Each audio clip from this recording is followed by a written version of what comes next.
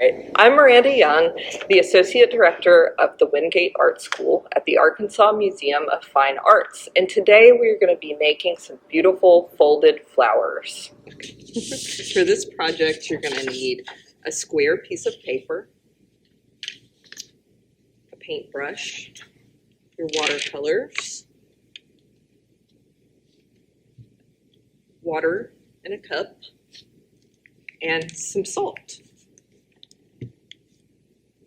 along with a skewer and some glue. Okay, so the first thing we want to do is we want to paint our paper. And I'm going to paint with some blue-green here on the front. We want to paint the whole piece of paper. But as I go along, I'm going to be adding some salt to my watercolor to add a little texture in. And you'll see what that does here in just a minute. So as I go along, I'm just going to sprinkle some. And you'll start to see it reacting with the paint as we go along. It's just kind of a fun little texture addition to the painting.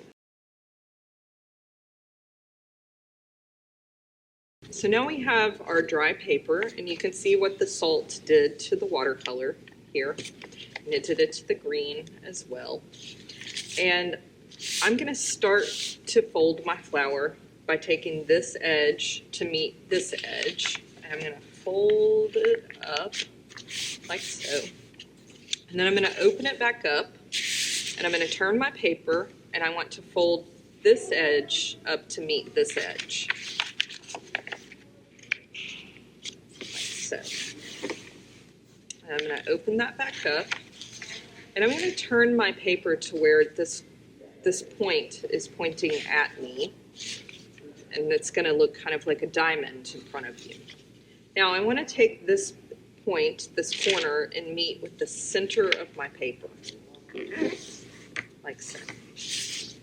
And I'm going to keep doing that all the way around my paper, and you can start to see how these complementary colors start to pop against each other. You can see how they really just are really bright up against one another. So I'm gonna make sure that I'm really getting that fold down by just running my finger across it a few times, like so. Now, we're gonna do this one more time all the way around. I'm gonna take this corner to meet the center, like so. And the same here. And it becomes really important that you start to get these creases really down, because we're going to do this whole thing one more time. So I'm taking this corner up to meet the center again.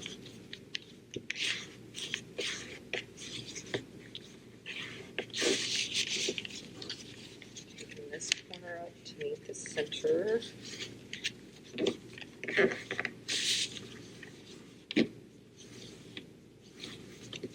So I'm just making sure I have all my creases down, because we're going to fold up one more time. So taking those corners up to meet the center one more time.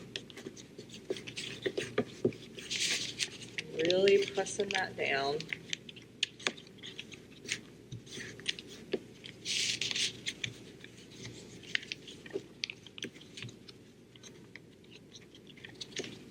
And it starts to get a little hard to do it, and I know. And you can even pick it up and squish it between your thumb and your fingers, and that might help get it down. And then the same on this last one. Make sure I get that really nice and folded. So we're back to having our square. What we want to do is start to open these petals up. And I'm going to do that by just taking this corner and bending it back towards me, like so. Okay? And I left just about that amount of space to let that petal kind of come out like that. And we want to make sure that when we fold the next one that we're kind of doing it in the same, at the same size as the other one. So you see how I'm trying to make those two corners meet each other. It's okay if you don't get it exactly right, but it looks really good when you get them close. Okay, and I'm going to do the same thing here. That seems about the same size. Folding it back. I'm going to do the same thing here. Folding that petal back. Now we're going to start to reveal some of that green that's on the inside. So I'm going to start to fold this petal back, that, and this one back. And you can start to see those little pops of green coming out in the folds there.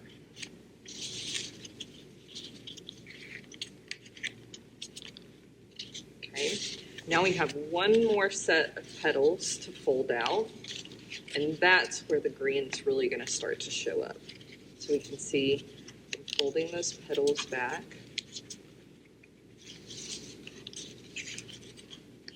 Folding them back.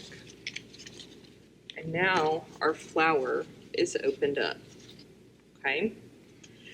The next step is going to be adding a stem to your flower. And I just have a skewer that you can get at the grocery store that I painted with my watercolor paints.